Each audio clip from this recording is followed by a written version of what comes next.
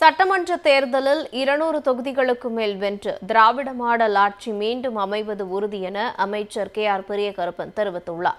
சிவகங்கை மாவட்டம் சிங்கம்புணரியில் தமிழ்நாடு என்றும் தலைகுனியாது என்ற தலைப்பில் பொதுக்கூட்டம் நடைபெற்றது. கூட்டுறவுத்துறை அமைச்சர் பெரியகருப்பன் தலைமையில் நடைபெற்ற இந்த நிகழ்ச்சியில் முன்னாள் முதலமைச்சர் பன்னீர்செல்வம், முன்னாள் அமைச்சர் தனவன், மாவட்ட துணை செயலாளர் சேங்கை மாறன் உள்ளிட்ட பலர் கலந்து கொண்டனர். நிகழ்வில் பேசிய அமைச்சர் பெரியகருப்பன், நடைபெறவுள்ள சட்டமன்ற தேர்தலில் 200 தொகுதிகளுக்கு மேல் கைப்பற்றி திமுக கூட்டணி மீண்டும் ஆட்சியை அமைக்கும் என தெரிவித்தார்.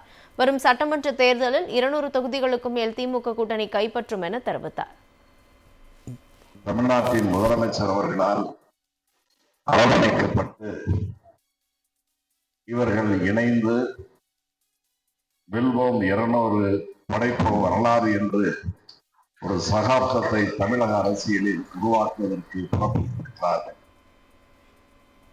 கூட்டத்தில் கலந்து கொண்ட பின்னர் செய்தியாளர்களிடம் பேசிய பன்னீர்செல்வம், சட்டமன்ற தேர்தலில் அதிமுக படுதோல்வி அடையும் என தெரிவித்தார். தனித்து நின்றால் ஒரு தொகுதியில் கூட பாஜகவால் வெற்றி பெற முடியாது என அவர் திட்டவட்டமாக தெரிவித்தார். 3 லட்சம் வாக்காளர்களை கொண்ட ஒரு சட்டமன்ற தொகுதியில் 5000 வாக்குகள் பெறுகின்ற ஒரு சூழ்நிலையை அதிமுகவை ஒரு இழிவான நிலைக்கு அரசியலிலிருந்து துடைத்தெறிகின்ற நிலையை கொண்டு வந்த 10 தொகுதி பழனிசாமி. இனி எந்த தேர்தல் வந்தாலும் பழனிசாமி தலையெடுத்து முடியாத அளவுக்கு தமிழக மக்கள் உரிய தீர்ப்பை தருவார்கள். பழனிசாமியை அரசியலிருந்தே விரட்டுகின்ற காலம் வெகு தூரத்தில் இல்லை என்பதை இந்த குறிப்பிட்ட தெரிவித்துக் கொள்ள கடமைப்பட்டிருக்கிறது.